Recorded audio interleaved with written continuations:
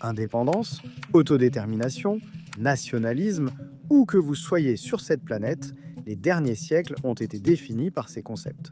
Le désir de souveraineté, de liberté, d'une culture et d'une identité unifiée sont des forces si puissantes qu'elles échappent souvent à la compréhension humaine. À la fin du XVIIIe et au début du XIXe siècle, l'ère des révolutions a bouleversé notre monde entier. Soudainement, des nations qui n'existaient pas auparavant ont été formées et ces États allaient définir les 3 siècles suivants.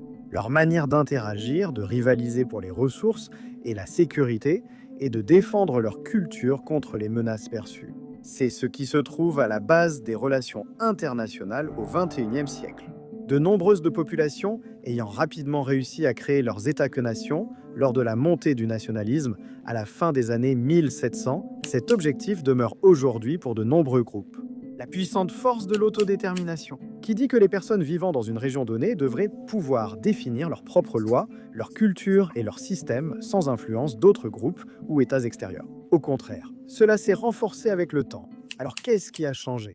Aujourd'hui, bien que ces forces puissantes existent encore, elles réussissent moins que jamais. Contrairement au XVIIIe, XIXe siècle ou à l'après-guerre de la Seconde Guerre mondiale. Le monde compte aujourd'hui 195 États-nations, tous soucieux de leur survie, ce qui conduit souvent à réprimer les mouvements séparatistes ou indépendantistes. Après tout, il faut gérer les menaces internes pour pouvoir faire face aux menaces externes, donc la capacité des mouvements indépendantistes à réussir est devenue très limitée dans le monde moderne. Pour des régions comme le Québec et la Catalogne, cette réalité est de plus en plus évidente. Cependant, de nombreuses personnes respectent l'indépendance, notamment celles issues d'un ancien État colonisé.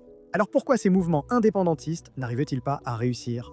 Ou l'indépendance de l'Écosse, ou celle du Kurdistan, et ainsi de suite. Pour comprendre pourquoi les mouvements indépendantistes modernes échouent, il faut examiner quelques exemples récents. Mais d'abord, voyons ce qui nous a menés à ce point. Après la Seconde Guerre mondiale, le contexte mondial favorisait le succès des mouvements indépendantistes, plus qu'auparavant. Cela était dû au processus de décolonisation qui a eu lieu à travers l'Asie, l'Afrique et le Moyen-Orient, ainsi qu'à l'émergence de l'ordre international libéral.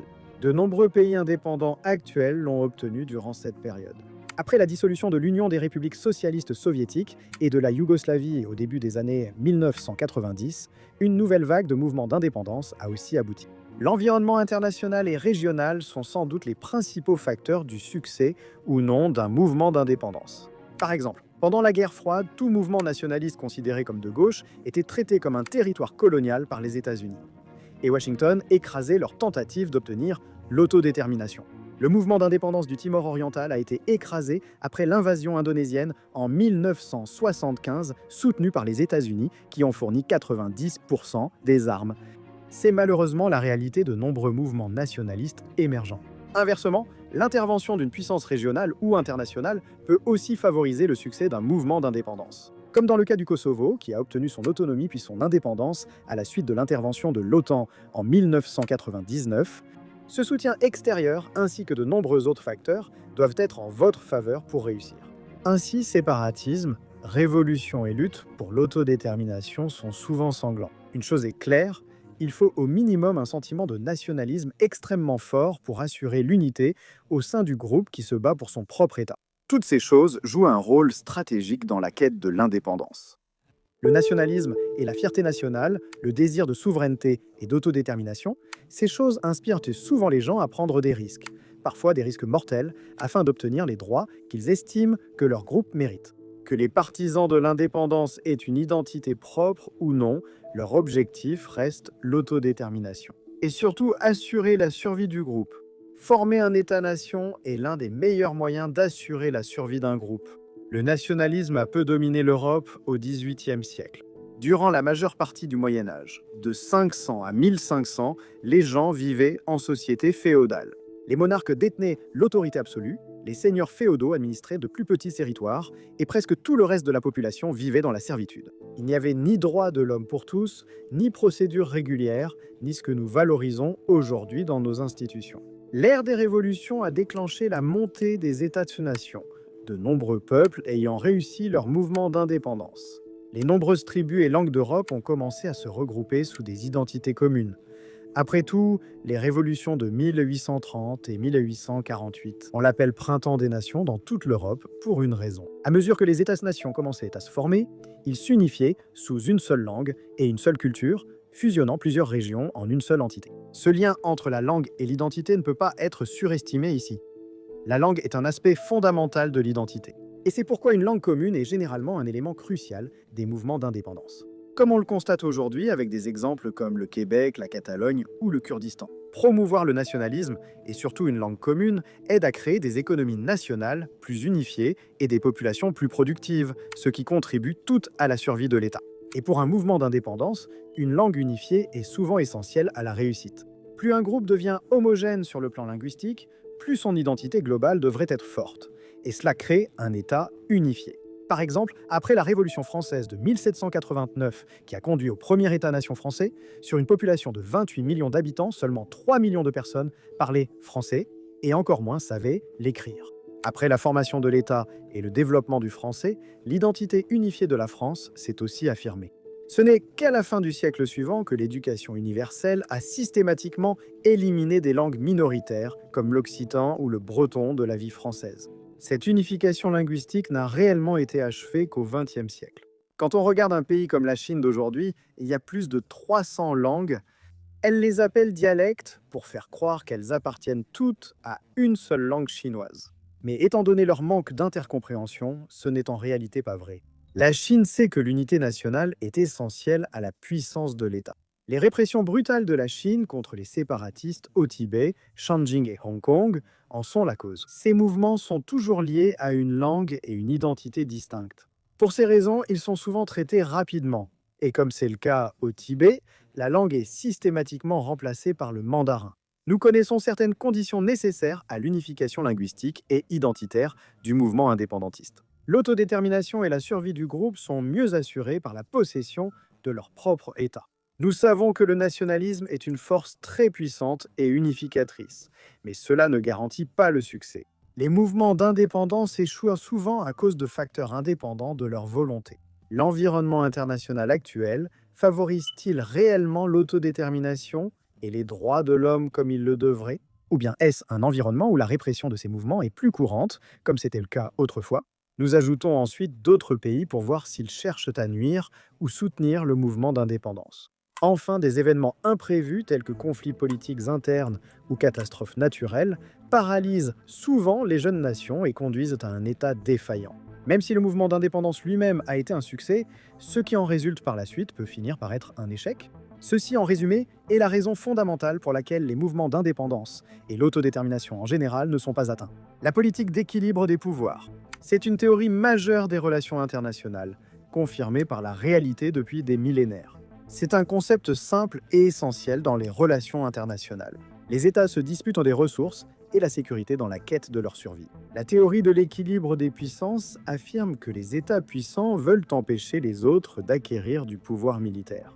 Cela leur permet de dominer les petits États pour leurs propres bénéfices, jusqu'à ce que ces derniers en aient assez de l'exploitation. Ils s'allieront à d'autres jusqu'à former une coalition assez forte pour défier l'hégémon et bouleverser l'équilibre des puissances. En gagnant en puissance, vous dominez davantage les autres. Donc pour maximiser vos chances de survie en tant qu'État, vous devez devenir aussi grand et puissant que possible. Cela implique souvent d'écraser et de réprimer les États voisins à mesure qu'ils deviennent plus puissants. Et cela signifie certainement réprimer les mouvements séparatistes ou indépendantistes à l'intérieur de votre propre territoire. Observez comment la Chine traite les séparatistes où qu'ils soient, c'est strictement interdit. Ne vous trompez pas non plus, les États-Unis ne toléreraient pas cela non plus, comme on l'a vu avec la destruction du français en Louisiane et ailleurs. Donc maintenant que ces concepts et théories essentielles sont clarifiés, voyons comment ils s'appliquent à quelques exemples modernes. La Catalogne, région du nord-est espagnol, a l'un des mouvements séparatistes les plus connus au monde. En 2017, le mouvement indépendantiste catalan a plongé l'Espagne dans sa pire crise politique depuis 40 ans. Lors du référendum du 1er octobre 2017 jugé illégal par la Cour constitutionnelle espagnole, environ 90% des électeurs catalans ont soutenu l'indépendance, avec une participation de 43%. Néanmoins, le message était clair. Le gouvernement espagnol a répondu en invoquant l'article 155 de la Constitution espagnole, une première dans l'histoire de l'Espagne. En termes simples, cela signifie essentiellement que si une communauté autonome agit de quelque manière que ce soit pour porter atteinte aux intérêts de l'Espagne, le gouvernement national prendra toutes les mesures nécessaires pour l'obliger à remplir ses obligations envers l'État. Peu après, Carlos Puigdemont, alors président catalan, a fui le pays. Il est toujours en exil et recherché pour rébellion. Le Parlement catalan a été dissous, ses dirigeants révoqués et des élections anticipées organisées. La Catalogne illustre combien les États-nations sont artificiels. À la fin du Moyen-Âge, l'Europe comptait de nombreuses tribus telles que la Catalogne, chacune ayant sa langue et identité propre. La plupart ont disparu, ne restant que dans des bibliothèques ou chez quelques personnes en zone rurale isolée, sauf en Catalogne. La Catalogne, située en Espagne, a sa propre langue, culture et identité, regroupant des millions de Catalans. Les Catalans, puissance économique, estiment payer bien plus d'impôts que leur juste part au gouvernement espagnol pour peu de retour. Combiné à leur identité, leur langue et une histoire conflictuelle, cela justifierait, selon eux, un État catalan indépendant, comme pour le Brexit et d'autres mouvements indépendantistes. Cependant, aujourd'hui, leur statut d'indépendance reste identique malgré la tentative très médiatisée de sécession. Pourquoi cela a-t-il échoué ? Principalement à cause de la logique de l'équilibre des pouvoirs. Même avec le statut d'État-nation, il resterait le plus faible de la région. Rien n'empêcherait l'Espagne de reprendre de force la Catalogne pour elle-même, surtout en considérant à quel point elle est importante pour eux sur le plan économique. Ils l'ont déjà fait en 2017, même si le référendum était probablement illégal. C'est la région la plus riche d'Espagne, générant près de 20% du produit intérieur brut national. Sans armée, la Catalogne ne peut imposer l'équilibre des pouvoirs dans sa région. L'armée populaire catalane, groupe paramilitaire des années 1960, lié à une tentative d'indépendance catalane, a été dissoute depuis des décennies. Avec le soutien militaire d'un État plus puissant, cela deviendrait possible. C'est ce qui s'est produit au Kosovo, qui n'aurait pas formé d'État indépendant sans l'appui des États-Unis et de l'OTAN. Un groupe russe aurait offert 10 000 soldats et de l'argent aux dirigeants séparatistes catalans pour rembourser la dette de la Catalogne lors de leur tentative d'indépendance, bien que cela ait été refusé. Dans un futur géopolitique où l'OTAN serait dissoute et la compétition sécuritaire reviendrait en Europe de l'Ouest, la Catalogne pourrait recevoir le soutien de puissances régionales. Mais pour l'instant, il reste coincé, même si l'autodétermination est célébrée dans l'environnement international récent. Il manque de capacités militaires, de soutien d'une grande puissance, et même de l'appui de tous les Catalans. Cela illustre un autre problème courant des mouvements indépendantistes, ce qui suit généralement l'indépendance. Les révolutionnaires et sécessionnistes promettent souvent un mode de vie et des libertés impossibles à garantir après l'indépendance et la création d'une nation. La concurrence pour les ressources, les relations commerciales et les marchés financiers déterminent en grande partie la viabilité du nouvel État formé. Et un bon leadership est essentiel pour gérer ces questions. Par exemple, après la déclaration d'indépendance de la Catalogne, des milliers d'entreprises, dont de grandes banques et sociétés énergétiques, ont déplacé leur siège hors de la région. La Catalogne n'est pas assurée de rester riche une fois tout terminé, car ces entreprises restent espagnoles. Selon la Convention de Montevideo, les critères traditionnels pour la reconnaissance d'un État sont A, une population permanente, B, un territoire défini, C, un gouvernement, et de la capacité d'entrer en relation avec d'autres États. Donc techniquement, la Catalogne remplit les critères pour être considérée comme un État. Et elle a au moins une chance d'être l'un des rares exemples d'un État naissant qui tient les promesses faites par ces sécessionnistes. Cependant, sans reconnaissance internationale, cela ne signifie rien. La reconnaissance de l'État catalan par un autre pays pourrait gravement nuire aux relations diplomatiques, économiques et militaires avec l'Espagne. Bien que certains facteurs jouent en leur faveur, la Catalogne serait en réalité moins prospère comme État indépendant. L'indépendance signifierait que la Catalogne sortirait de la zone euro. Les États doivent demander à utiliser l'euro, remplir des critères et obtenir l'accord de la majorité des membres de l'Union européenne. Nous ignorons comment cela se passerait et jusqu'où l'Espagne irait pour empêcher leur adhésion. Si la Catalogne ne parvient pas à mener ce processus rapidement et avec succès, elle perdra l'accès à la Banque centrale européenne. Ces préoccupations apparaissent souvent avec les mouvements indépendantistes, la Catalogne étant un exemple potentiel de réussite. Pourtant, ironiquement, cela fait d'eux un exemple parfait de la raison pour laquelle ces mouvements ont un taux de réussite aussi faible. Trop de facteurs incontrôlables limitent leur capacité à déclarer l'indépendance et réduisent leurs chances de succès, même s'ils y parvenaient. Le Québec illustre aussi la difficulté à obtenir la souveraineté. Leur aptitude à poser les bases de l'indépendance face au Canada est un sujet sensible depuis des décennies. Le nationalisme francophone, le désir d'un pays uniquement francophone, remonte au XVIe siècle au Canada. Le mouvement moderne pour l'indépendance du Québec suit une trajectoire semblable à celle de l'Écosse et de la Catalogne. Un nouveau mouvement a émergé dans les années 1960, gagnant progressivement en popularité puis en perdant selon les époques. En 1995, un autre référendum sur la souveraineté s'est joué à une marge très serrée. Le camp du non l'a emporté avec une majorité de 5058 voix. Maintenant, le Québec est un exemple intéressant pour plusieurs raisons.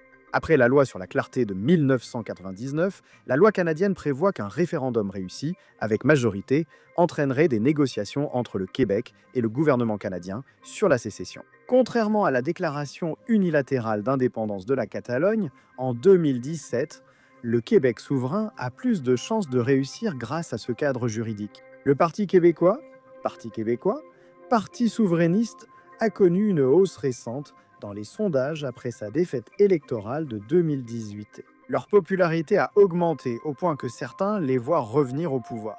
Si cela arrivait, un autre référendum sur l'indépendance pourrait avoir lieu. La résurgence du Parti québécois s'explique notamment par le déclin du français au Québec. La proportion de Québécois qui ne parlent que le français comme langue officielle principale est passée de 837 en 2016 à 822 en 2021. Et pendant cette même période, le nombre de personnes parlant l'anglais comme langue principale est passé de 12 à 13.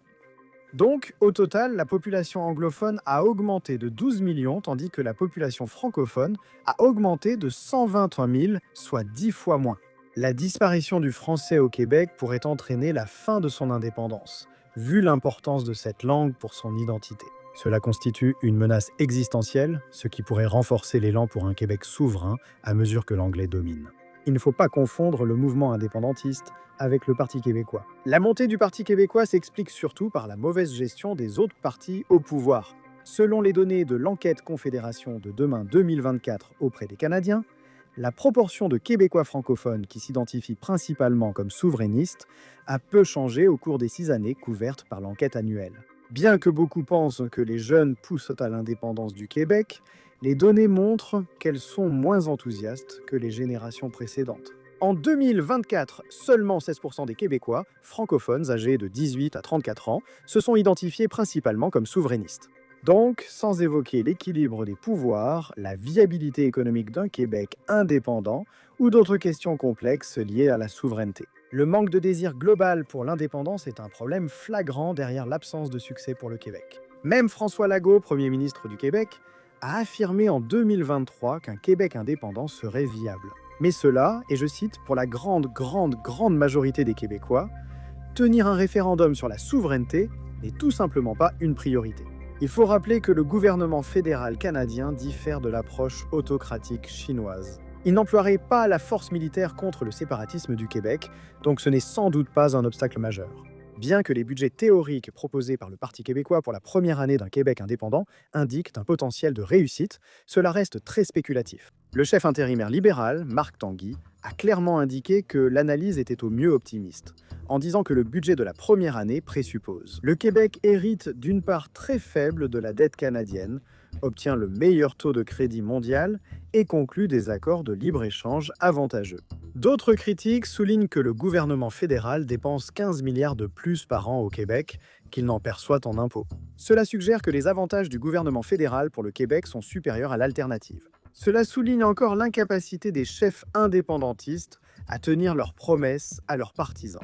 Ils pourraient avoir raison, mais ces promesses et prédictions sont rarement totalement tenues. L'indépendance du Québec reste d'actualité, mais même si un référendum réussissait, rien ne garantit une amélioration ou une baisse du niveau de vie dans la nouvelle économie. Comme l'a dit un jour l'ancienne première ministre Pauline Marois, il y aurait une période de transition importante durant laquelle la confiance diminuerait. Ainsi, ces premières années voient souvent l'échec des mouvements indépendantistes, même après un vote favorable.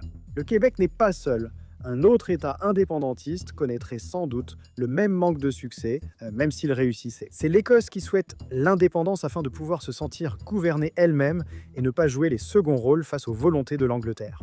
Le soutien à l'indépendance écossaise a augmenté au fil des décennies, passant de 10% à 30% d'approbation dans les années 1980. En 2014, l'Écosse a tenu un référendum sur l'indépendance.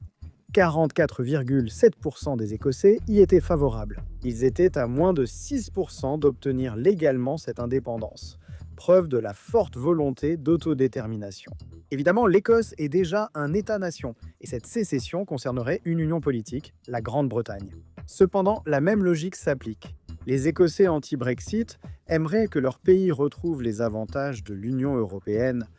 Mais comme déjà mentionné, les nationalistes peuvent-ils vraiment tenir leurs promesses dans ce nouveau contexte? Encore une fois, cela semble être un jeu à somme nulle ou négative, où le Royaume-Uni et l'Écosse sont affaiblis et en moins bonne posture. En cas de séparation, l'Écosse profiterait de l'adhésion au G7. Autrefois, en tant que partie du Royaume-Uni, il ne bénéficiait pas non plus du siège permanent du pays au Conseil de sécurité de l'Organisation des Nations Unies. Cela diminuerait fortement l'influence de l'Écosse dans les grandes institutions internationales. Des aspects intéressants concernent la défense, car certaines armes nucléaires du Royaume-Uni sont à la base navale de Fastland, en Écosse. Le retrait de ces armes nucléaires affecterait leur dissuasion future et serait un point clé de négociation avec le Royaume-Uni. Leur place dans le groupe Five Eyes serait incertaine et leur sécurité nationale moins garantie sans le soutien de l'infrastructure britannique. Économiquement, la livre sterling resterait la monnaie principale en Écosse jusqu'à l'arrivée de la livre écossaise. Dès que possible, le commerce avec les États membres du Royaume-Uni, principal marché de l'Écosse, serait profondément modifié, probablement au détriment de tous. Ainsi, une fois de plus, la capacité des partisans de l'indépendance à réellement offrir une vie meilleure à leur soutien après l'indépendance est rare. Les mouvements indépendantistes ne doivent pas seulement être idéalistes ou justes. Pour réussir, ils doivent réunir les conditions adéquates, souvent hors de leur contrôle. Jusqu'à présent, les exemples que nous avons évoqués sont ceux qui se rapprochent le plus, ces dernières années, de mouvements indépendantistes réussis. On peut appliquer une théorie de boucle d'or où chaque condition doit être idéale. Et il existe de nombreux exemples où le succès est bien plus improbable qu'au Québec, en Écosse ou en Catalogne. La Palestine doit être citée comme exemple clé d'autodétermination qui ne semble jamais aboutir. Mais leur situation serait trop longue à expliquer dans cette vidéo. En raison de la détérioration constante de la situation sécuritaire au Moyen-Orient, la politique d'équilibre des puissances joue un rôle majeur dans l'échec de l'autodétermination. Le Kurdistan en est un autre exemple. En tant qu'entité régionale semi-autonome avec leur langue, culture et territoire couvrant des parties de la Turquie, Syrie, Iran et Irak, ils pourraient former un État pour leurs 40 millions d'habitants. Leurs revendications sur cette région remontent à au moins 1000 ans. Après le partage du Moyen-Orient par l'accord Sykes-Picot après la Première Guerre mondiale, la lutte pour l'autonomie s'est intensifiée. Comme d'autres groupes, les Kurdes ont perdu leurs revendications sur leurs terres. Depuis lors, ils ont subi une oppression intense de la part des États voisins qui ont tous un intérêt à empêcher l'indépendance kurde.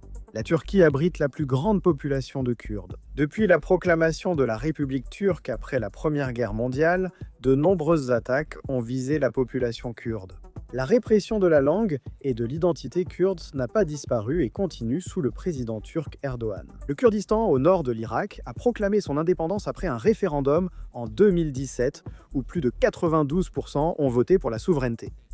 Mais encore une fois, c'est ici que la politique de l'équilibre des pouvoirs entre en jeu en premier. L'armée turque mène toujours plusieurs offensives dans le nord de l'Irak contre le Parti des travailleurs du Kurdistan. Ils ont aussi mené des opérations contre les milices kurdes en Syrie durant des années. Les États d'Irak, de Turquie, de Syrie et d'Iran, qui ont tous d'importantes populations kurdes, veulent réprimer l'indépendance kurde, les empêcher de se consolider et bien sûr empêcher la formation d'un État kurde indépendant. Comme dit, la création d'un État est la meilleure chance de survie pour les Kurdes. Au contraire, un État kurde indépendant représenterait une menace pour les États voisins. Les Kurdes revendiquent historiquement une part de chacun de ces pays. Un État unifié de 30 à 40 millions d'habitants pose un problème de sécurité à ces pays. C'est pourquoi ils freinent la montée militaire des milices kurdes et limitent leurs droits dans chaque pays. Le Kurdistan ne remplit sans doute pas toutes les conditions d'État fixées par la Convention de Montevideo. Cependant, la politique d'équilibre des puissances poussera les puissances régionales à empêcher leur acquisition de capacités militaires. Cela montre que la question kurde illustre un autre mouvement d'indépendance infructueux.